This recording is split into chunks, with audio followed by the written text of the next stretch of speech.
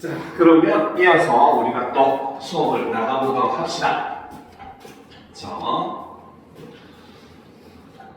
자, 이제 다들 또 책을 펴시고 자, 이어서 진도를 나가보도록 하겠습니다. 자, 두 번째 이제 제자 원리, 바로 모음의 제자 원리를 한번 살펴보도록 하겠습니다.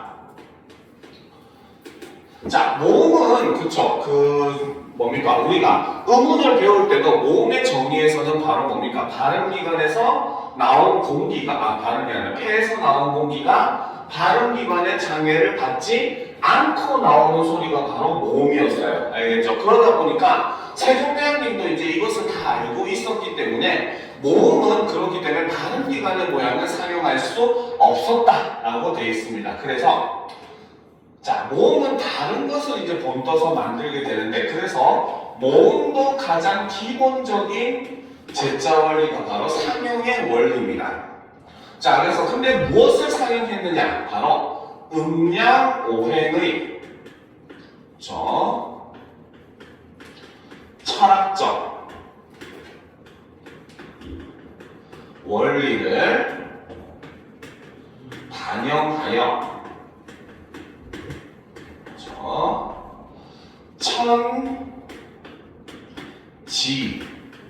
천지인을 본떠 기본자를 만들게 됩니다. 그래서 하늘은 크고 둥글고 끝이 없으니 점으로 표시를 한다. 그래서 이걸 아래하는 하늘을 본떠서 만든 것이었고, 그렇죠? 땅은 넓고 평평하기 때문에 을로 표시를 한다.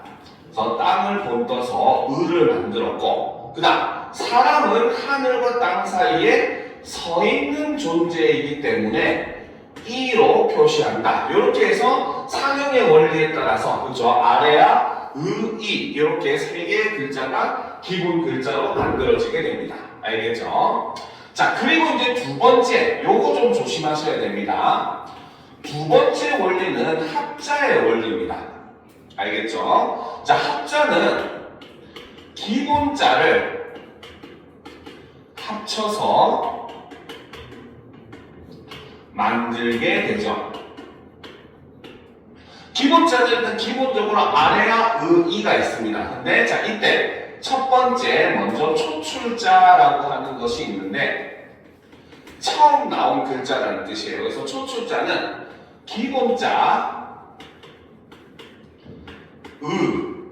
의에 아래아를 한 번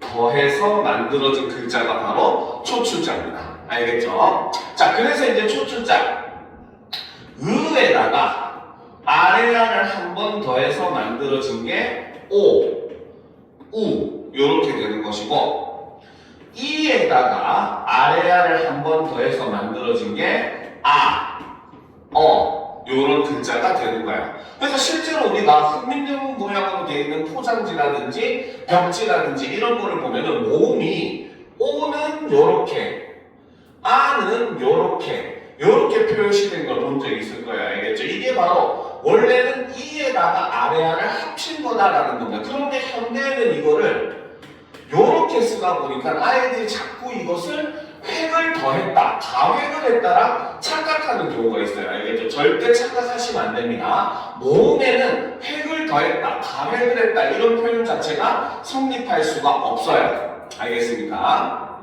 자, 그 다음 이제 두 번째가 바로 제출자.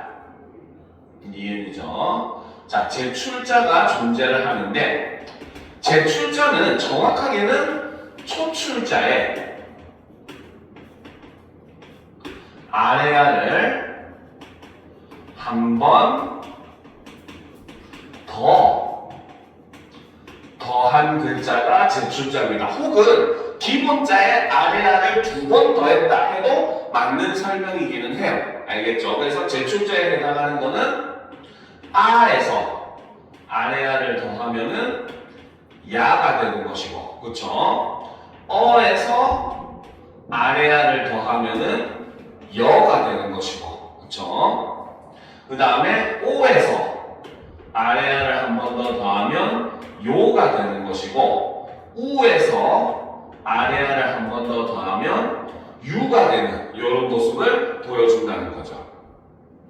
알겠죠? 자, 그리고 그 외에 합쳐도 있어요. 그 외에 이렇게 만들어진 글자들을 해서 합쳐서 만든 게 뭐, 와, 왜, 그 다음에 워, 왜 이런 것도 있지만 지금은 없는 야 이런 것들, 그렇죠? 그 다음에 워 이런 것들도 옛날에는 존재를 했었어요. 알겠습니까?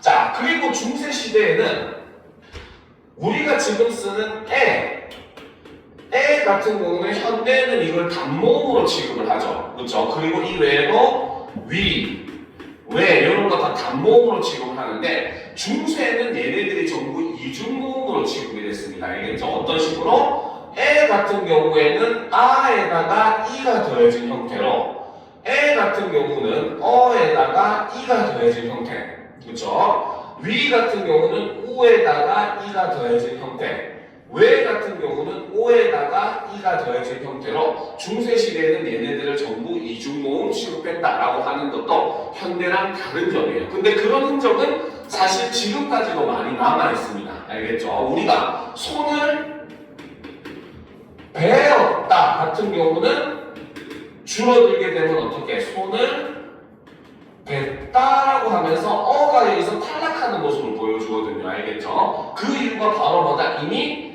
여기에 어가 포함이 되어 있기 때문에 중세시대에 그런 흔적이 남아있기 때문에 현대에도 이렇게 활용이 되는 모습들이 보여집니다. 알겠죠? 그래서 날씨가 개었다 같은 경우도 겠다라고 표시를 하고 이때도 역시 이 형태 안에 어가 포함되어 있다. 이렇게 우리가 설명을 하기도 합니다. 알겠죠?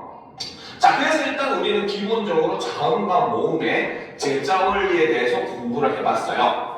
자, 그런데 이제 그 다음에 사실 진짜 중요한 개념이 여기 나옵니다. 바로 모음조화라고 하는 개념이 등장을 해요. 실제로 여러분들이 모의고사에서 푸는 그 중세국어 문제의 80%는 모음조화와 연관 있게 풀어야 되는 문제들입니다. 알겠습니까? 자, 그러면 모음조화가 뭔지 정리를 해보도록 합시다. 자, 모음조화라고 하는 것은 성질이 같은 모음끼리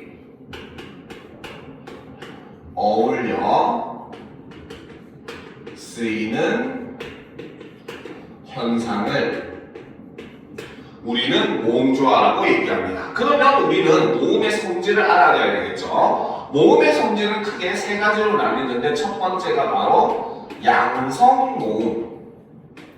자, 아까 처음에 모음은 음양오행의 철학적 원리를 담고 있다고 했어요. 그렇죠? 그래서 음양오행, 즉 양과 음을 이제 기준으로 나누게 됩니다. 알겠죠? 양은 쉽게 생각하면 밝음 이런 거 생각을 하면 돼요. 알겠습니까? 하늘과 땅 중에 뭐가 밝아요? 하늘이 밝죠? 그러니까 하늘에 해당하는 아래아가 양성모음이 되는 겁니다. 알겠죠? 땅의 위가 밝아요? 아래가 밝아요? 위가 밝겠죠. 그렇죠? 그러니까 땅의 위를 상징하는 오요. 그렇죠? 그 다음에 사람의 오른쪽이 밝을까 왼쪽이 밝을까 이렇게 얘기하면 요즘은 잘 몰라요. 근데 옛날에는 이 오른 왼이라고 하는 말 어원 자체도 오른은 옳다라는 말에서 왔고 왼은 그르다 틀렸다는 말에서 왔습니다. 알겠죠? 실제로 누왕사 같은 것들 보더라도 그 화형제 신궁우 외다할리 니시리라고 해서 그것이 틀렸다 할 사람이 누가 있겠는가 이렇게 표현을 하거든요. 자, 그렇기 때문에 중세시대에는 오른쪽은 올바른 쪽이라고 생각하고 밝은 쪽이라고 생각을 했어요. 그래서 사람의 오른쪽인 아와 야가 양성모음에 해당합니다. 물론 이때 당시에 음양오행의 원리에서는 어둡다고 부정적인 건 아니었어요. 알겠죠? 왜? 음양오행은 핵심이 뭐냐? 음과 양이 서로 조화를 이루어야 된다가 핵심이거든요. 알겠죠? 근데 사람들은 이제 음에 대해서 부정적인 인식을 갖다 보니까 실제로 우리나라 같은 경우는 1970년대, 80년대까지만 하더라도 왼손잡이를 거의 장애인 취급을 했습니다. 알겠죠? 그래서 어른들 중에 양손잡이인 경우가 계시는데 그 부분은 사실 원래 왼손잡이로 태어났는데 사람들이 이제 안 좋게 본다고 오른손 연습시켜서 그런 경우들이 있죠. 자, 그리고 이제 음성모음이라고 하는 게 존재를 하는데 당연히 이제 반대죠. 하늘의 반대인 땅은 의가 음성모음, 땅의 위의 반대인 아래쪽인 우와 유가 음성모음, 사람의 오른쪽의 반대인 왼쪽인 어와 여가 음성모음이 되는 겁니다. 알겠죠? 자, 그리고 이제 마지막으로 중성모음이 등장을 하죠. 중성모음은 오직 하나, 이밖에 없어요. 왜? 사람은 하늘과 땅 사이에 서 있는 존재라고 설명을 했잖아요. 즉 그게 바로 뭐다? 음과 양의 가운데 있는 존재라고 해서 음성으로 표기를 합니다. 자, 그래서 모음조화는 양성은 양성끼리, 음성은 음성끼리 어울려 쓰는 걸 모음조화라고 이야기를 해요. 단 이 경우에 중간에 중성이 위치할 경우는 바뀌어도 상관은 없습니다. 알겠습니까? 그래서 중성을 거치고 바뀌는 것은 아무런 문제가 없어요. 근데 다만 중성을 거치지 않고 변하는 것은 이때 당시에 문제가 됐는데, 실제로 이 모음조화는 15세기에는 철저하게 지켜지다가 16세기부터 더 문란해지기 시작을 합니다. 시작을 하고 그러다가 근대랑 현대로 오면서 거의 사라지는 그런 모습을 보여줘요. 하지만 그렇다고 해도 현대도 그 흔적은 남아있긴 합니다. 대표적으로 용언의 어간 끝 모음이 오나 아인 경우는 아로 시작하는 어미가 결합을 하죠. 그리고 그 외의 경우는 어로 시작하는 어미가 결합을 합니다. 이것도 모음조화의 흔적이라고 볼 수 있고, 그 다음 우리가 음성 상징어 보면 아장, 아장, 어정, 어정 이렇게 표현하면 양성모음을 가지고 표현하면 약간 작고 귀엽고 가벼운 이런 느낌이 드는 반면에 음성모음을 사용하면 약간 무겁고 크고 이런 느낌이 들어요. 알겠죠? 그래서 음성 상징어에도 이런 그 뭡니까 모음조화의 흔적은 여전히 남아있다라는 거 여러분들이 유념을 해 주셔야 됩니다. 알겠습니까? 자, 그래서 실제로 중세국어 같은 경우는 조사나 이런 것들을 그 뭡니까 연결할 때도 모음조화를 굉장히 이제 신경을 썼었어요. 알겠죠? 그래서 이거는 뭐 안 적어도 됩니다. 예를 들어 목적격 조사 같은 경우에는 현대는 을을밖에 없잖아요. 그렇죠? 그래서 중세도 똑같이 을을로 나뉩니다. 알겠습니까? 바로 앞에 그 뭡니까 종성이 있는 경우에는 바로 뭐다? 알 또는 을을 사용하고, 종성이 없는 경우에는 랄 또는 르를 사용하죠. 자, 이때 알, 을을 뭡니까 나누는 게 양성모음의 뒤에서는 알을, 음성모음의 뒤에서는 을을, 역시 마찬가지 양성모음의 뒤에서는 라를, 음성모음의 뒤에서는 르를, 이렇게 현대보다는 조금 더 복잡한 이런 모습을 보여주고, 그렇기 때문에 조사나 어미의 사용에서 모음조화는 가장 철저하게 지켜야 되는 부분이다. 그래서 실제로 내신이라든지 모의고사에서도 가장 핵심적으로 묻는 내용들 중에 하나가 바로 이 부분입니다. 알겠죠? 그래서 조사나 어미를 선택할 때는 항상 제일 마지막에는 반드시 모음조화를 신경을 써 주셔야 됩니다. 알겠습니까? 자, 그럼 이제 본격적으로 문법에 들어가게 되는데, 이 문법에 들어가기 전에, 그렇죠? 자, 우리가 중세국어에 대해서 몇 가지 알아야 될 것들이 있습니다. 알겠죠? 자, 그러면 필기를 해보도록 합시다. 첫 번째, 여러분이 알아둬야 될 거는 동국 전문식 표기법에 대해서 알아두셔야 돼요. 알겠죠? 자, 동국정식 표기법은 동국정운이라고 하는 책에서 처음 사용되었기 때문에 이 표기법을 동국정식 표기법이라고 이야기를 합니다. 자, 동국정식 표기법은 이상 한자음. 자, 한자는 원래 어느 나라 언어를 표기하기 위한 문자였어요? 바로 중국의 언어를 표기하기 위한 문자였죠. 그렇죠? 그러면 한자의 이상적인 발음, 올바른 발음은 한국식으로 읽는 게 올바른 발음이겠어? 중국식으로 읽는 게 올바른 발음이겠어? 당연히 중국식이겠죠. 그렇죠? 그래서 이상 한자음, 즉 중국식 한자 발음을 표기하기 위해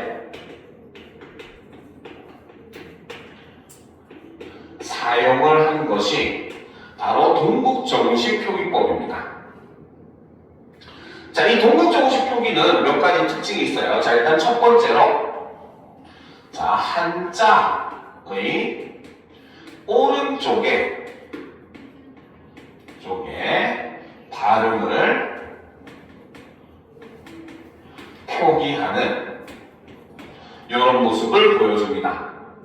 자, 그래서 한자가 있으면은 예를 들어서 이렇게 김자가 있으면은 한자의 오른쪽에 이렇게 김 이렇게 표기를 한다는 거죠. 알겠습니까? 자, 그리고 두 번째. 자, 우리식 한자 발음이라고 하는 게 아니라 중국식 발음이다 보니까 우리 발음과는 완전히 달랐어요. 그리고 가장 큰 특징은 바로 뭐다? 무조건 삼성을 갖추어 씁니다. 삼성은 초성, 중성, 종성을 얘기해요. 알겠죠? 물론 초성이 이제 음가가 없는 경우에는 그냥 이행을 집어넣어서 현대도 표기를 하고 있잖아요. 그쵸? 그지? 여러분들 성취 중에 뭐 이씨 같은 경우도 뭡니까? 이렇게 하면은 이런 식으로 표기를 하잖아요. 그쵸? 자, 그렇기 때문에 이제 삼성을 갖추어서 무조건 표기하는데 문제는 종성이 없는 경우가 존재를 하더라는 거죠. 자, 그럴 때는 어떻게? 그래서 종성의 음가가 없는 경우 바로 그냥 이응을 종성에 표기를 합니다.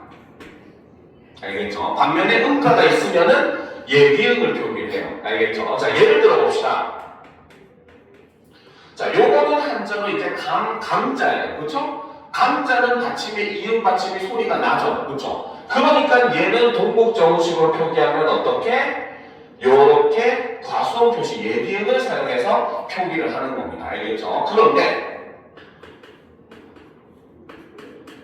자, 이거는 집 가자입니다. 그쵸? 집 가자는 받침이 없잖아요. 그쵸? 그러니까 이 경우는 어떻게?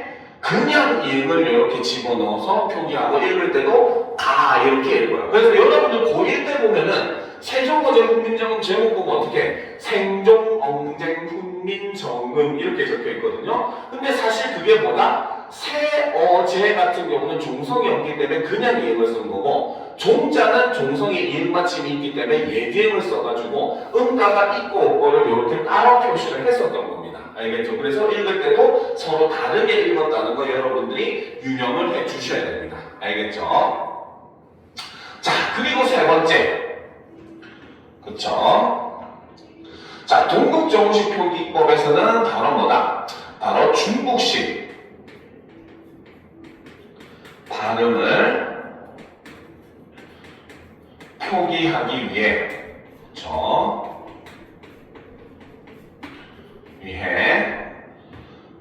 순경음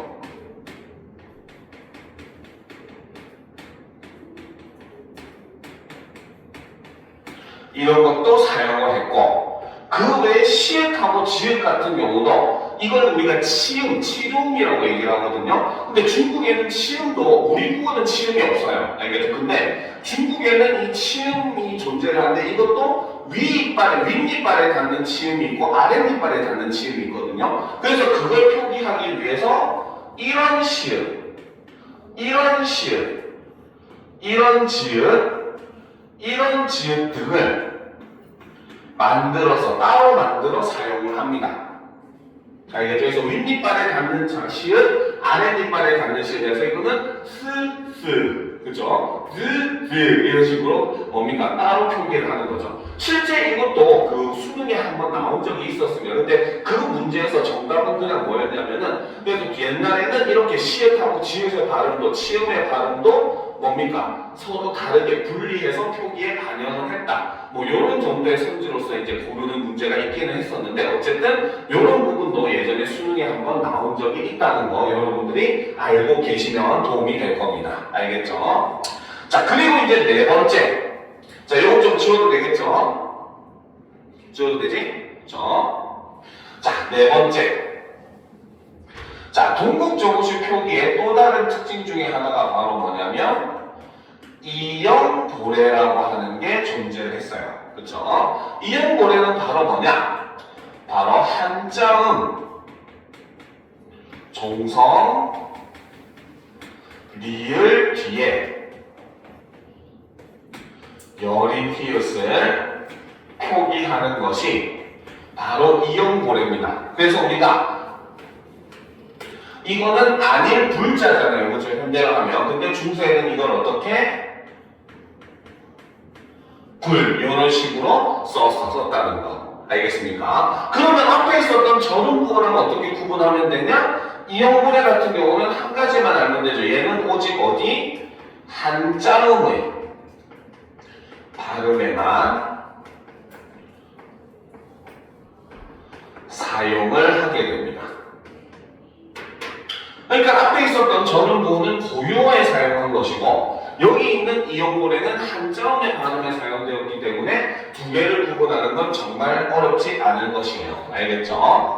자, 그리고 이제 마지막 다섯 번째가 바로 뭐다? 이 동국정식 표기법은 바로 현실 발음과 차이가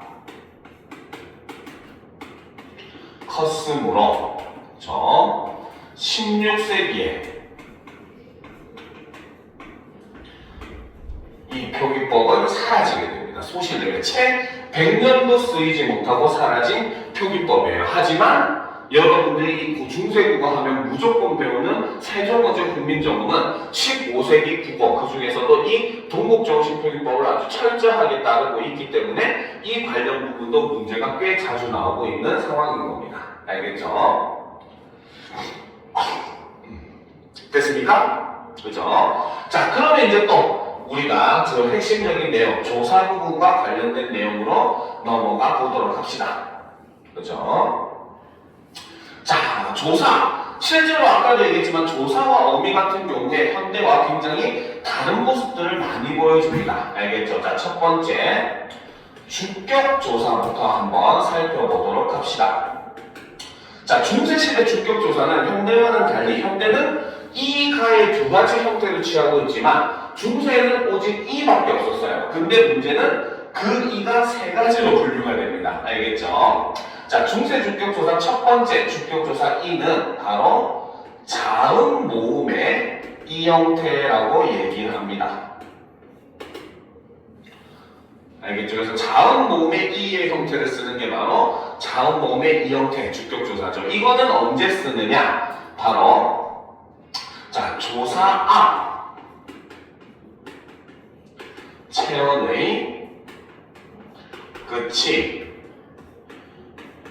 자음인 경우에 우리는 자음 모음의 이 형태를 사용합니다. 즉 앞에 있는 그 체언이 바로 뭐다? 종성, 받침이 있는 말로 끝났을 때 자음 모음의 이 형태를 사용한다는 거죠. 자, 그래서 대표적으로 예를 들면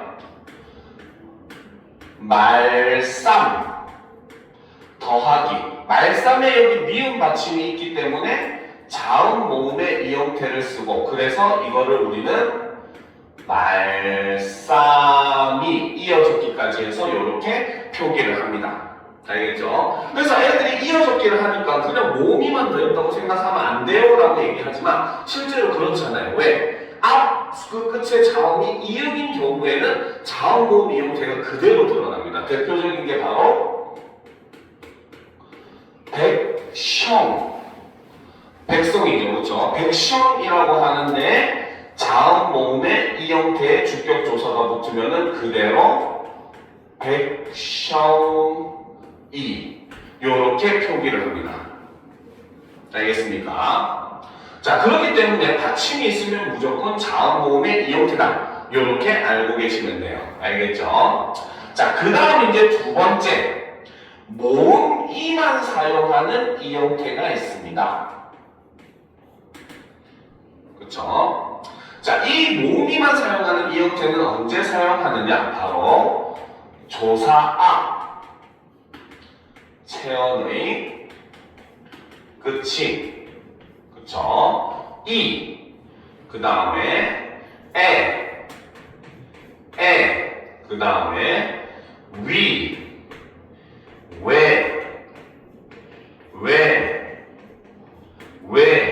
그 다음에 의, 이거 이외의 모음인 경우에 우리는 모음만 쓰는 이 형태를 사용을 합니다. 자, 예를 들면 자, 공자라고 하는 단어에 주격조사 이가 붙게 되면은 우리는 공제 이렇게 쓰죠. 알겠습니까? 그 다음에 홀빼이셔도 홀, 할, 바 더하기 이가 붙으면은 이것이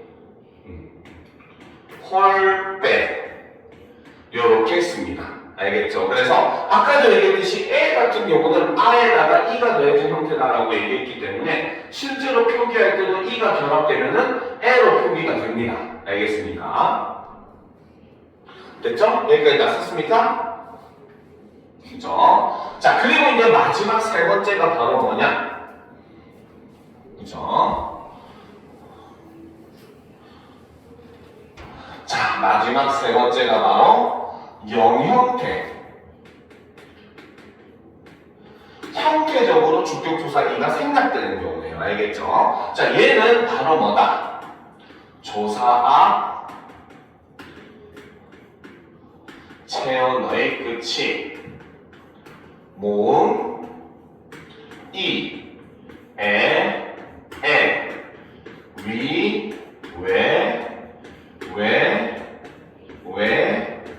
위, 인 경우에는 그쵸? 주격조사 이를 생략한 형태로 써요. 형태만 생략됐지 의미는 존재를 합니다. 알겠죠? 그래서 예를 들면 자, 불휘, 뿔이라고 하는 단어예요. 알겠죠? 여기에 주격조사 영형태가 붙게 되면서 우리는 그대로 불휘라고 쓰죠. 하지만 얘는 해석을 뭐라고 하느냐? 뿌리가 요렇게 해석을 해야 됩니다. 알겠죠? 만약에 용비어 첨가가 시험에 나왔고 불이 깊은 난간 이 부분을 밑줄치고 해석하시오라고 했는데 드라마 제목 생각해서 뿌리 깊은 나무는 이렇게 하면 틀립니다. 알겠죠? 왜? 그 해석 문제를 낸 이유 자체가 바로 뭐다? 생략된 주격조사의 존재 여부를 알고 있느냐 없느냐를 묻기 위해서 하는 문제라는 거죠. 알겠습니까? 자, 그럼 이제 여러분들 여기서 난관에 봉착을 할 거예요.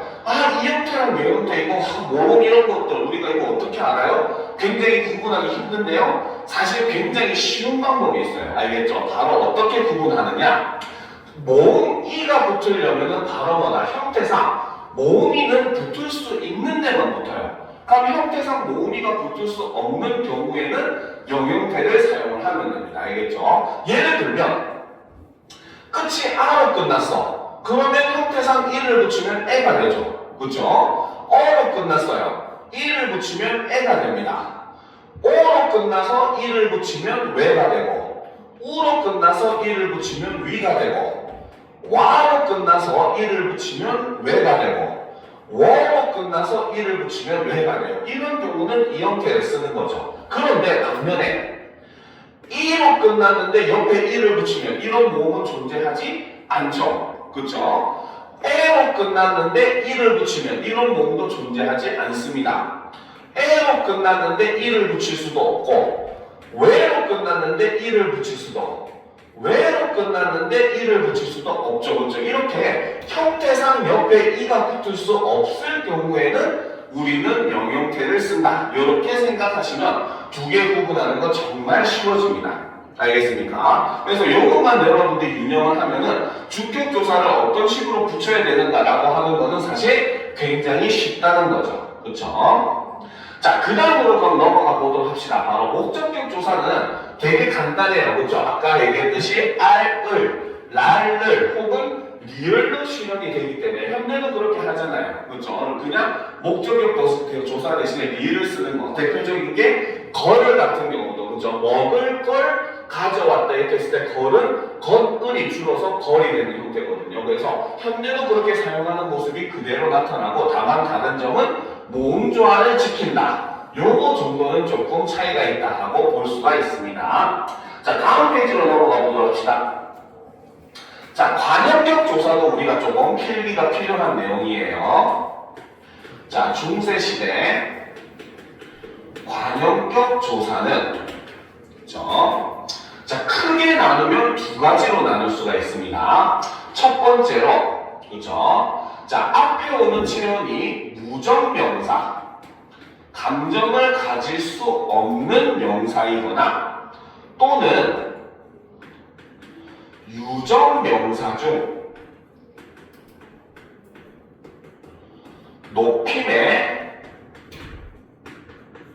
대상인 경우에는 이때 관용격 조사로 시읒을 사용을 합니다. 알겠죠? 자, 예를 들면 자, 나라 히읗, 원래 나라는 이렇게 나라 히읗으로 써야 돼요. 알겠죠? 자, 여기에 나라는 바로 뭐다? 무정명사죠. 그렇죠?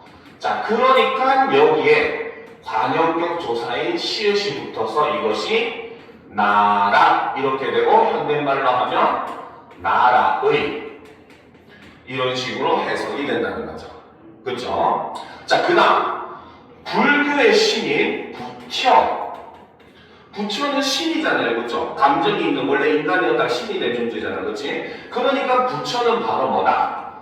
유정명사이긴 하지만 높임의 대상도 되죠. 그렇기 때문에 부처는 관용격 조사로 시읒을 쓰고 그래서 표기는 부처 요렇게 표기를 합니다. 그래서 해석은 부처의 요렇게 해석을 하는 거죠. 알겠습니까? 자, 그래서 무정명사이거나 유정명사 중 높임의 의미를 가지는 체언 뒤에는 그 관용격 조사로 시읒을 사용합니다.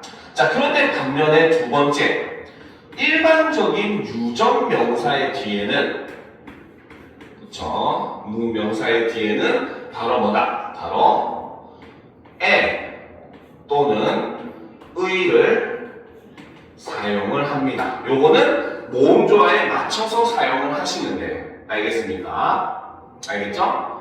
자, 그럼 만약에 철수하면은 수가 뭡니까? 음성 모음으로 끝났기 때문에 이때는 의를 사용하겠죠. 그래서 철수의가 되는 겁니다. 알겠습니까? 반대로 민호라고 하면 뭐야? 민호는 오로 끝났죠. 양성 모음이니까 민호에 이렇게 쓰면 되는 겁니다. 알겠죠? 자, 그래서 이렇게 관용격 조사 같은 경우에는 앞에 오는 체언의 성격에 따라서 이렇게 형태가 달라진다. 이것도 여러분들이 알아두실 필요가 있다는 거죠.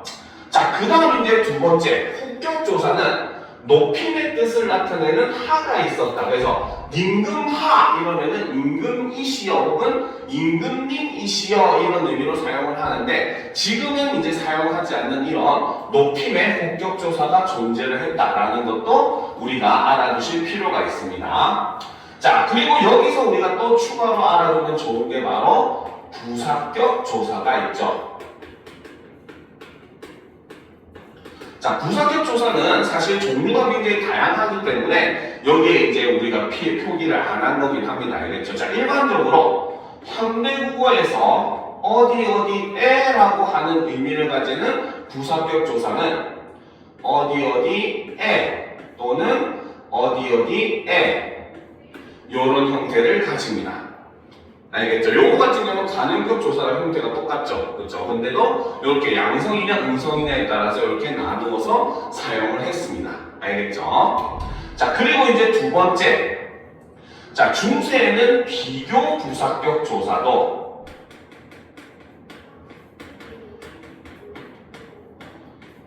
종류가 몇 개 있었어요. 알겠죠? 대표적으로 어디에 라고 하는 거는 현대말로 하면 뭐뭐 와과. 그래서 훈민정 서문에 보면 중리에 달라 해서 중국과 달라 이렇게 해석을 하잖아요. 그래서 이거 비교할 때 쓰는 겁니다.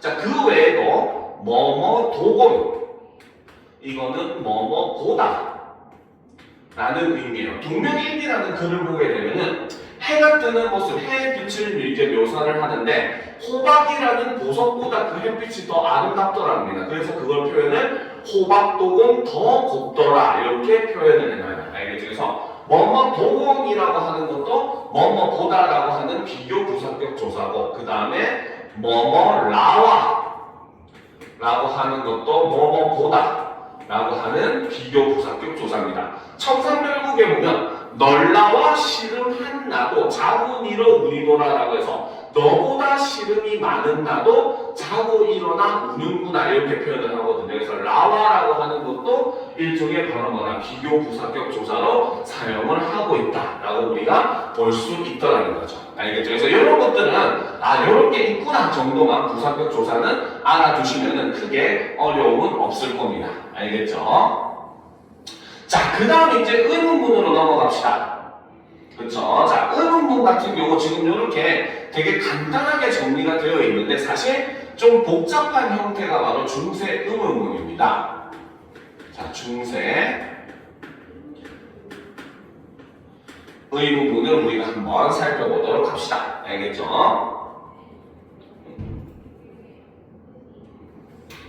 자, 그러면 보도록 합시다.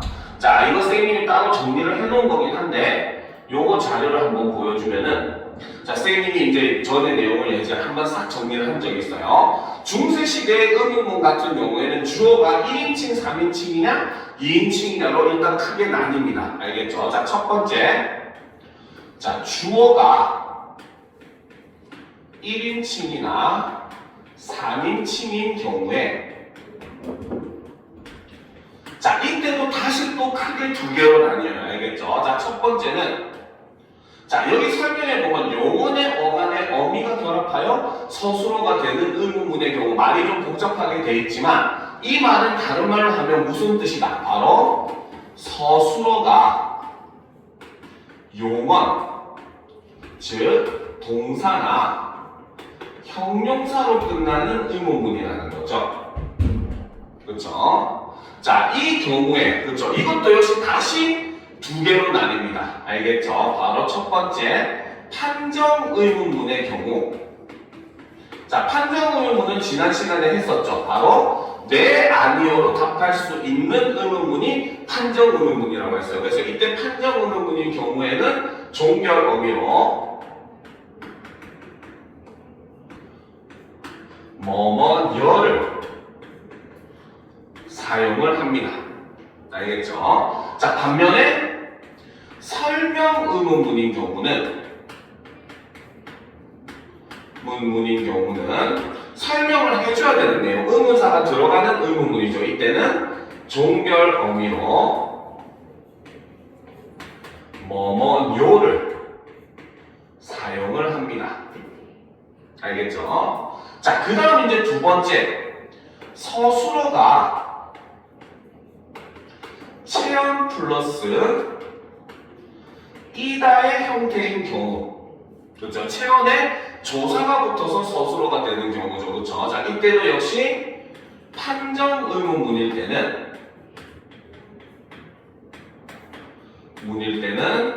보조사로 이때는 조사기 때문에 보조사로 뭐뭐가를 사용을 합니다.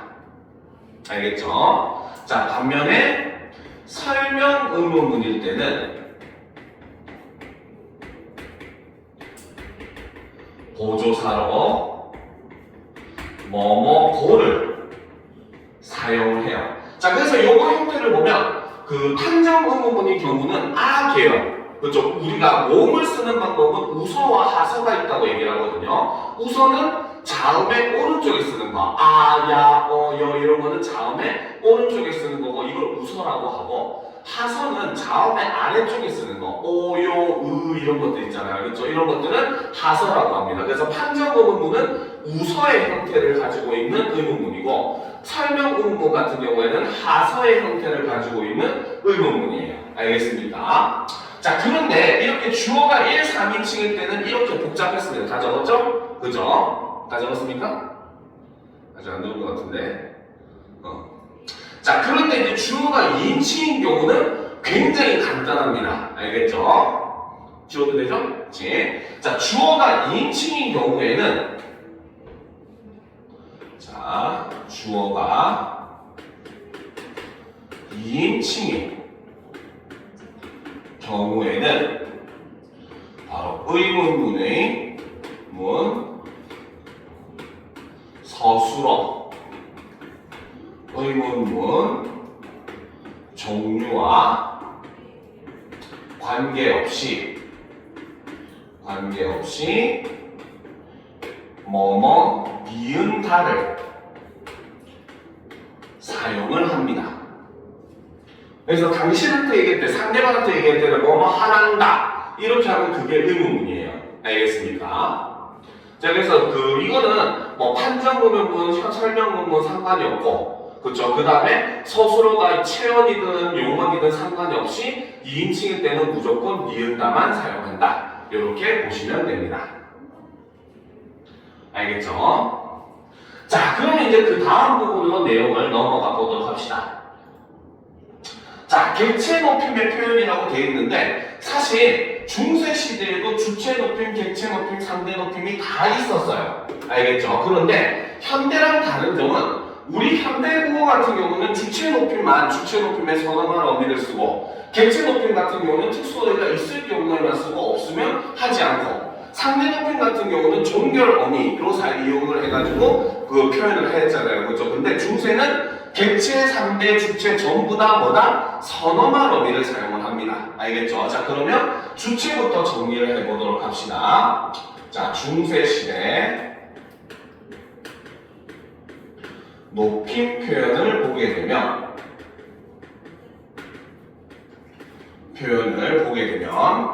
자, 첫 번째로 자, 주체 높임의 방법이 있죠. 자, 주체 높임 같은 경우는 주어가 높임의 대상인 경우죠. 주어가 곧 높임의 대상인 경우인데 이때는 주체 높임 선어말 어미로 시샤를 사용을 합니다. 알겠죠? 자, 근데 이걸 사용하는 방법도 첫 번째. 자, 주체 높임 선어말 어미 뭐뭐시 같은 경우는 어느 때 사용한다? 바로 이어지는 어미의 첫소리가 자음인 경우에는 우리가 주체 높임 선어말 어미로 시를 사용을 합니다. 알겠죠? 자, 그래서 예를 들면 뭐 임금님께서 그렇게 행동을 하시니 이렇게 표현을 할 수 있다는 거죠. 여기서는 하다에, 그쵸? 시를 주체 높임 선어말 어미 시를 사용을 했고 뒤에 어미로 니가 연결되었기 때문에 이 경우에는 주체 높임 자음으로 시작하는 어미니까 시를 쓰는 거예요. 알겠죠? 자, 그런데 반면에 두 번째, 자, 주체 높임 선어말 어미 샤를 사용을 하는 경우가 있는데 얘는 바로 뭐다? 이어지는 어미의 첫소리가 모음인 경우에 우리는 샤를 사용합니다. 알겠죠? 자, 예를 들면 자, 요거는 학생들이 착각하는 예를 들어줄게요. 잘 착각하는, 알겠죠? 자, 대표적으로 이제 중세시대의 문어체, 글에서만 쓰는 문체 중에 하나가 누구누구가 말씀했다라고 하는 걸 표현할 때 가라사대라는 표현을 쓰잖아요. 그렇죠? 자, 이것이 원래는 가라샤대 이렇게 표현을 합니다. 알겠죠? 근데 선생님 대는 디귿으로 자음으로 시작하는데 왜 여기는 샤가 들어가요? 할 수가 있어요. 근데 사실 얘는 어떻게 봐야 되냐? 원래는 가라가 여기에 플러스 바로 뭐다? 주체 높임의 선어말 어미 샤가 붙고 그 다음에 사실 뒤에 붙는 종결 어미는 사실은 아대의 형태였다는 거죠. 그렇죠? 근데 아는 샤도 아로 끝나기 끝났기 때문에 뒤에 아가 오게 되면은 아 발음이 두 번 연달아 나잖아요. 그렇죠? 그러니까 일종의 발음어나 동음 탈락으로서 아가 탈락한 겁니다. 알겠죠?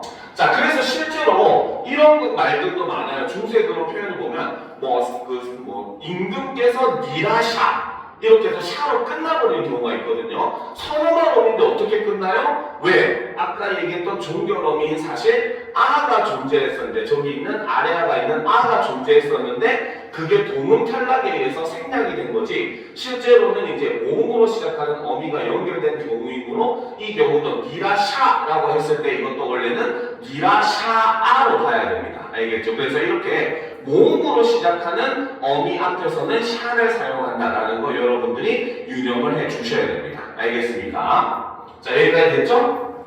다 적었죠? 그렇지? 자, 그 다음 두 번째. 자, 중세시대, 천대는 객체 높임이 제일 쉬운데 중세는 객체 높임이 제일 어려워요. 알겠죠? 자, 두 번째. 객체 높임을 보게 되면 자, 현대와 동일하게 자, 목적어나 부사어가 높임의 대상일 때 객체 높임 선어말 어미를 사용을 합니다. 알겠죠? 자, 객체 높임 선어말 어미는 높임 선어말 어미는 종류가 좀 많아요. 삽, 잡, 삽.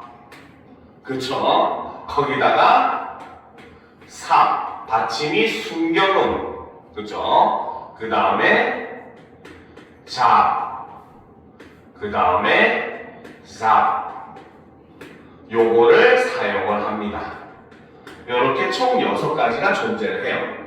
알겠죠? 자, 이거는 환경에 따라서 이제 다르게 사용을 하는데 일단 크게 나누면 우리가 초성의 경우와 종성의 경우로 나눌 수가 있습니다. 알겠죠? 초성의 경우는 시읒을 사용하는 경우, 지읒을 사용하는 경우, 반치음을 사용하는 경우를 볼 수 있고 종성의 경우는 비읍을 사용하는 경우와 순경음을 사용하는 경우로 나눌 수가 있어요. 알겠죠? 그래서 이거는 자, 구분하기 좋게 표로 선생님이 그려줄게요. 자, 표로 그리게 되면 자, 앞 음절 끝에 의해서 이 객체 높임 선어말 어미의 초성이 결정이 됩니다. 그죠? 자, 그리고 중성은 어쨌든 어떤 경우라도 아래야 하나로 고정이에요.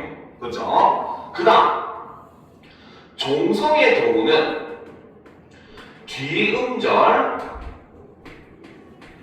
초성에 의해서 결정이 됩니다. 앞음절 끝은 정확하게는 앞음절 종성이라고 보는 게 더 맞긴 하겠네요. 자, 그래서 이렇게 해서 나눠지게 됩니다. 알겠죠? 자, 앞음절 종성에 따라서는 크게 3가지로 나누어지는데, 그쵸? 자, 이때 앞음절의 종성이 기역, 비읍, 시옷, 히읗일 경우에는 초성에 시옷을 사용을 합니다.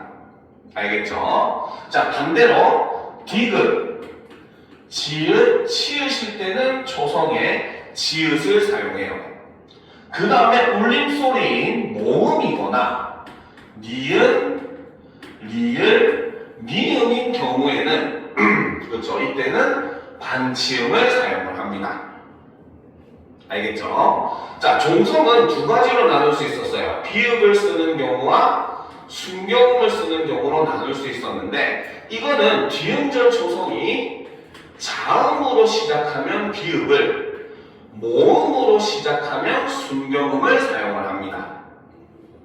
알겠죠? 자, 그러니까 대표적으로 예를 들면 자, 누구누군가에게 받다, 물건을 받는 거 있잖아요. 그렇죠? 받다라는 표현이 자, 기본형은 받다 요겁니다. 알겠습니까?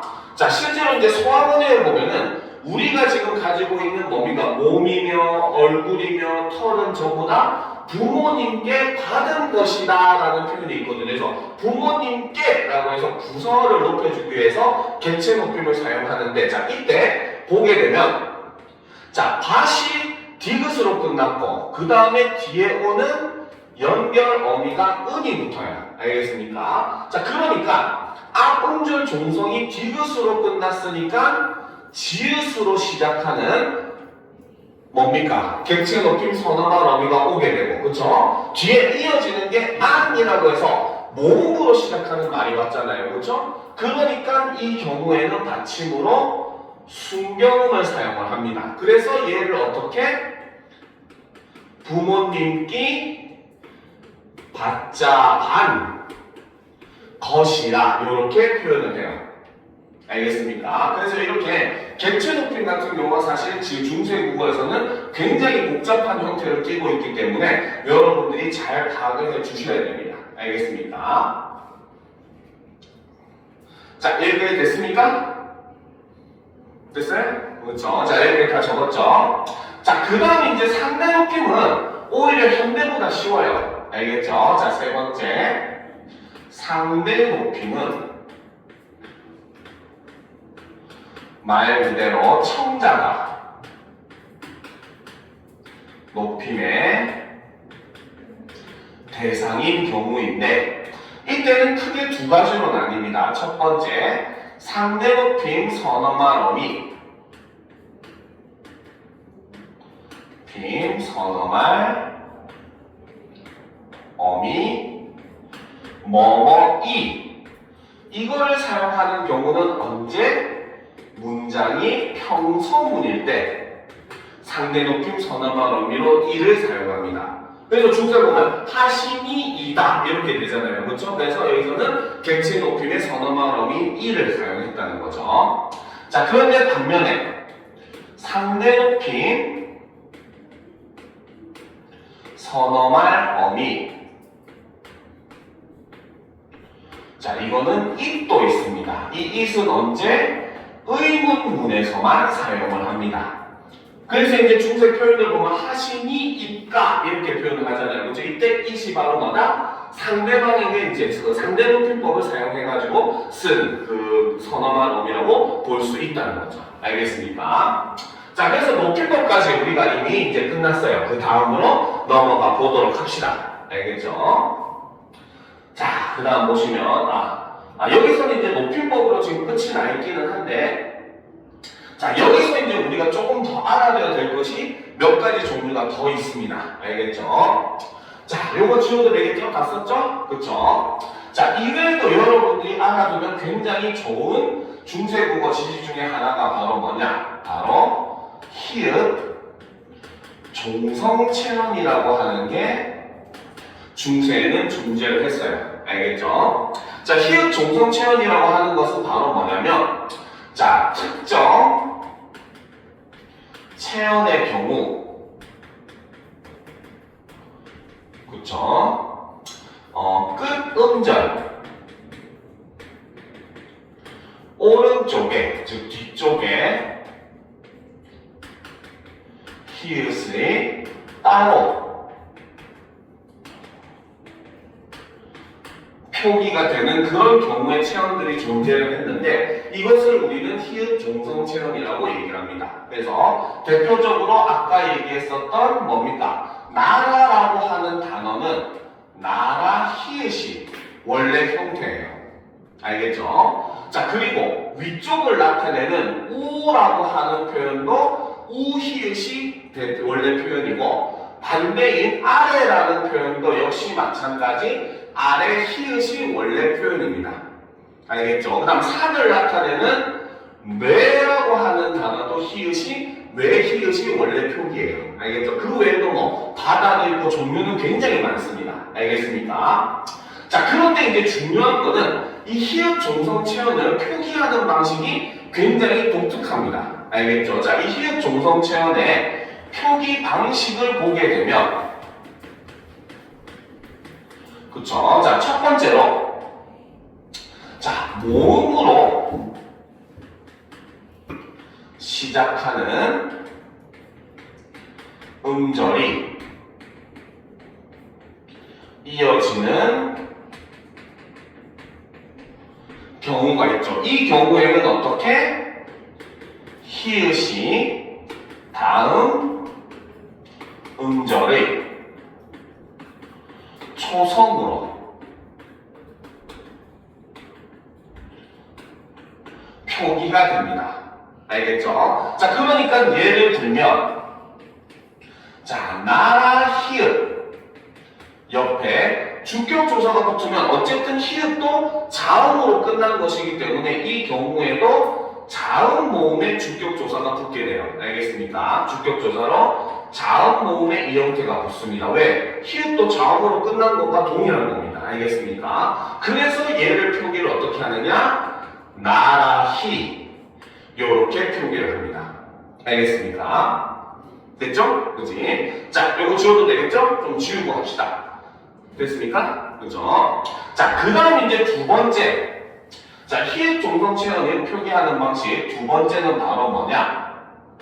이어지는 음절의 초성이 기역, 디귿, 비읍, 지으신 경우.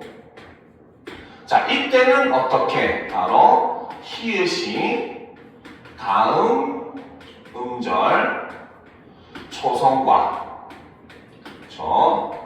축약이 일어나게 됩니다. 알겠죠? 그래서 예를 들면, 자, 두시어뢰라고 하는 중국시를 번역한 내용을 보면 산과 강이라고 되어 있습니다. 그래서 왜 히읗에다가 연결어 조사인 과가 붙게 되거든요. 그렇죠? 그래서 저 원문에 보면 어떻게? 매화 이렇게 표현이 되어 있습니다. 알겠습니까? 그래서 지금 현대로 따지면은 거센 소리 대기가 일어나는 경우에는 거센 소리로 표기해요. 이거는 실제 현재에도 그 흔적이 남아있어요. 현재말에서도 보면 우리가 동물의 남자 여자를 나타낼 때 암수라고 하잖아요. 그죠? 근데 이 암수라는 말은 다른 말과 결합할 때 거센 소리 대기가 일어납니다. 암 더하기 것을 했는데 암컷이 되고 수 더하기 돼지를 했는데 수퇴지가 돼요. 알겠죠? 암 더하기 닭을 했는데 암탉이 됩니다. 알겠죠? 이런 경우처럼 그 말은 바로 뭐다? 이런 것들은 중세시대에 히읗 종성 체험이었고 그 흔적이 지금도 남아있다. 이렇게 볼 수 있다는 거죠. 자, 그리고 이제 마지막 세 번째. 그쵸? 자, 이어지는 음절의 초성이 기읍, 디귿, 비읍, 지읒 이외의 자음인 경우. 이 경우에는 뭡니까? 히읗이 축약이 되거나 할 수가 없게 되죠. 그렇죠? 사실상 히읗이 위치할 위치가 사라지게 됩니다. 이럴 경우에는 어떻게 되느냐? 히읗이 탈락을 하게 돼요.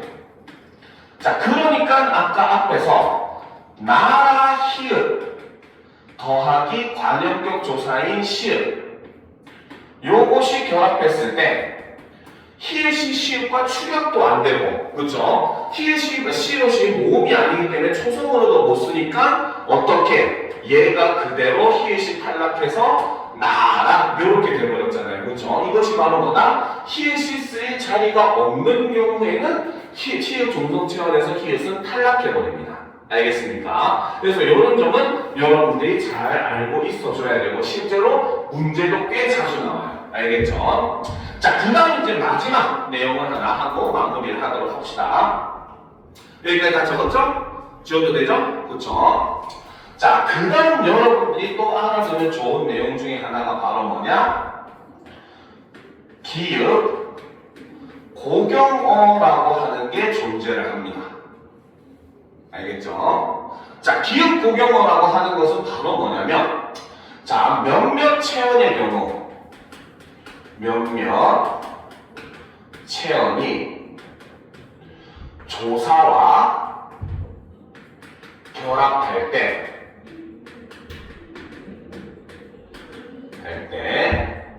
불규칙적으로 형태가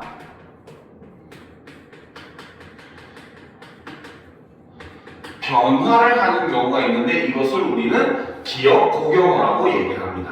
알겠죠? 자, 예를 들어서 설명해 줄게요. 자, 원래 중세, 현대에서 나무라고 하는 표현은 중세에는 나모라고 썼습니다. 알겠습니까? 자, 그런데 이 나모라고 하는 단말은 모음으로 시작하는 조사랑 결합을 하게 되면 굉장히 독특하게 변화를 해요. 알겠죠? 자, 예를 들어서 자, 나무에 주격조사가 붙으면 오니까 이가 붙으면 왜가 될 수 있잖아요. 그렇죠? 그러니까 당연히 주격조사로 모음 이가 결합을 하게 됩니다.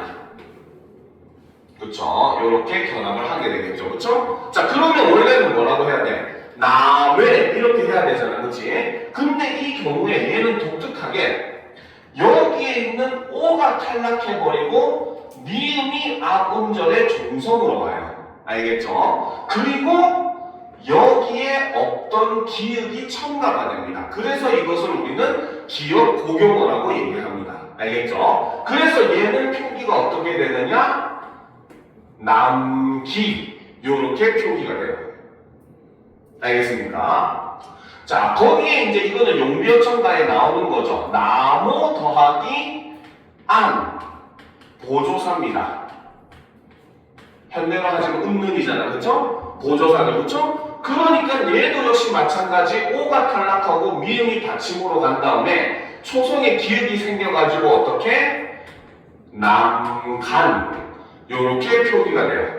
그래서 우리 용변처가 보면 뿌리 깊은 남간 불이 깊은 남간 이렇게 표현이 되어 있잖아요. 그렇죠? 그게 바로 요것 때문입니다. 알겠습니까? 자, 그런데 이건 을도 마찬가지예요. 을이 붙으면은 남갈 이렇게 돼요. 알겠죠? 그런데 되게 독특하게 다시 또 나무라고 하는 단어가 조사와 공동격이라고 하죠. 그렇죠? 연결의 의미를 가지는 조사와랑 붙으면은 그대로 또 이 경우는 나무와 이렇게 돼요. 알겠습니까? 그렇기 때문에 이걸 우리는 불규칙으로 변화를 한다라고 얘기를 하고 이걸 우리는 기역 고경어다 이렇게 이야기를 합니다. 알겠죠? 그래서 이 단어 같은 경우는 체온의 조사가 결합되는데 마치 동사가 활용하는 것처럼 불규칙적으로 변화를 해버리는 걸 우리는 기역 고경어다 이렇게 얘기를 하는 거예요. 알겠죠? 자, 일단 여기까지가 우리 중세국어의 기본 큰 틀에 대한 내용은 다 해석한 부분입니다. 다음 시간에 이제 우리가 근대국어 관련된 부분에 대한 문제를, 내용을 수업을 하고, 그 다음에는 이제 문제풀이, 그 수능 특강에 있는 문제들을 하나하나 같이 풀어가는 그런 시간을 가질 거예요. 알겠죠? 자, 수업은 일단 여기까지 하고, 남은 시간 오늘 한 거 잠시 보면서 질문할 거 있으면 질문하도록 합시다. 알겠죠? 네, 갔다 오세요.